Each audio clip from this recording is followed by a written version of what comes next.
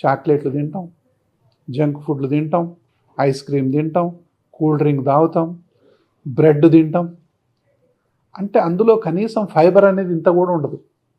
Fibre అంటే నార పీసు ఏమి ఉండదు, ఒట్టిదే అంత తినేస్తున్నాం.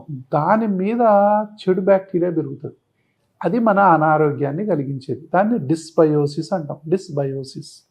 మంచి ఆరోగ్యం అయితే సింబయోసిస్, అది డిస్బయోసిస్ ద్వారా మనకేమైంది ఫస్ట్ అంటే పేగుల్లో ఉన్న లైనింగ్ దెబ్బతింటుంది.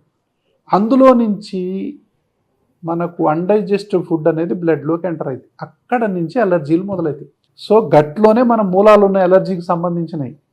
కాబట్టి డిస్బయోసిస్ ఏదైతే ఉందో దాని ద్వారా మెల్లమెల్లగా ఈ గట్ లైనింగ్ అంతా పాడైపోయి మెల్లగా మనం తినేటటువంటి ఆహార పదార్థాలు మెల్లగా ఈ యొక్క పేగుల గోడల్లో నుంచి ఆ లైనింగ్ లేదు కాబట్టి మెల్లగా ఎంటర్ అవుతాయి.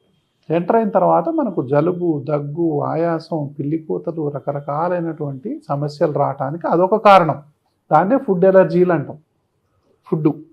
ఇప్పుడు చాలామందికి ఒకప్పుడు చూసారా, మన దేశంలో అసలు ఫుడ్ ఎలర్జీ లేవు. అసలు ఫుడ్ ఎలర్జీ అంటే మన దేశంలో తెలియదు.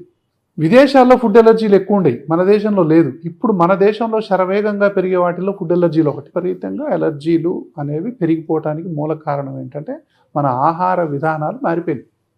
కాబట్టి ఇదొకటి. తర్వాత ఇంకోటి ఏంటి, గాలి. పొల్యూటెడ్ గాలి ఎప్పుడైతే మనం డైరెక్ట్గా పీలుస్తున్నామో ఈ యొక్క మ్యూకస్ మెంబ్రెయిన్స్కి, ఊపిరితిత్తుల్లో ఉన్నటువంటి మ్యూకస్ మెంబ్రెయిన్కి అది విషతుల్యంగా పనిచేస్తుంది. అదే అగరబత్తీల వాసన, పర్ఫ్యూమ్స్ వాసన, దాని తర్వాత అన్ని రకాల powders, anything, any dust is poison అండి. ఎనీ పౌడర్, ఏదన్నా any powder is poison for the lungs. Any smell is poison for the lungs. Any dust, any smoke, అది ఎంత పవిత్రమైన కానీ. ఇప్పుడు ఫ్రిడ్జ్లో ఏసీలు ఎలా చూడాలి అంటే చల్లటి కదా. అంటే ప్రకృతికి ఫ్రిడ్జ్ అనేది మనం కనుక్కున్నది కదా. చల్లటి నీళ్ళు తాగుతామని కాదుగా, పుట్టుకతోనే ఒక టెంపరేచర్లో ఉంటుంది వాటర్. అది తాగినప్పుడు మనకి ఏం కాదు. మీరు చల్లటి నీళ్ళు తాగండి వెంటనే గొంతు పట్టేస్తుంది. మన బాడీ చెప్తుందిగా మనకి ఆల్రెడీ సంకేతం ఇస్తుంది, నీకు ఇది పడట్లేదు, నువ్వు చల్లటి నీళ్ళు తాగుతున్నావు అని చెప్పి సంకేతం. ఎవరో ఇవ్వాల్సిన అవసరం లేదు, మన బాడీయే మనకు మంచి సంకేతాలు ఇస్తుంది. మనం ఓవర్లుక్ చేస్తాం తప్ప వినాలిగా, గౌరవించాలి. So cool drinks, ice creams ఇవన్నీ కూడా మనం అవాయిడ్ చేయాలి. సో పొల్యూటెడ్ ఎయిర్ ఏదైతే ఉందో అది అలర్జీ, ఆస్మా రావడానికి అదొక మూల కారణం. మన ఫుడ్ ఒక మూల కారణం. చిన్నపిల్లల్లో ఈ ఊపిరి ఆడట్లేదు, జలుబు ఉంది, దగ్గు ఉంది, ఆయాసం ఉంది, దగ్గి వాంతి చేస్తున్నారు, పిల్లి కూతలు వస్తున్నాయి, హాస్పిటల్ అని తిరుగుతున్నాం, థ్రోట్ పెయిన్స్ అన్నీ. సో పక్కలు ఎగిరేస్తున్నారు, పిల్లి కూతలు వస్తున్నాయి. ఎన్ని చేసినా కూడా తగ్గట్లేదు. హాస్పిటల్ని మారుస్తుంటారు, డాక్టర్లను మారుస్తుంటారు, అన్ని రకాల వైద్యాన్ని మనం మారుస్తూనే ఉంటాం. కానీ రోజు అగరబత్తీలు పెడుతూనే ఉంటాం, పిల్లలకు పౌడర్లు కొడుతూనే ఉంటాం. సో పిల్లలకు ఐస్ క్రీమ్స్, చాక్లెట్స్, అవి ఇవి మనకు తెలియకుండా కూడా వాడు పాపం చాలామంది కంట్రోల్ చేయాలని చూస్తున్నారు. కానీ స్కూల్లో బర్త్డేలు ఉంటాయి, ఏదో ఒకటి సైలెంట్గా పిల్లలు వాటికి బాగా తింటారు. యాక్చువల్గా అండి ఒక ఇంపార్టెంట్ విషయం చెప్పాలి. మనం పుట్టినప్పుడు నుంచి ఒక 1000 రోజులు అంటే 3 సంవత్సరాల వరకు పిల్లలకు స్వీట్ ఇవ్వకూడదు.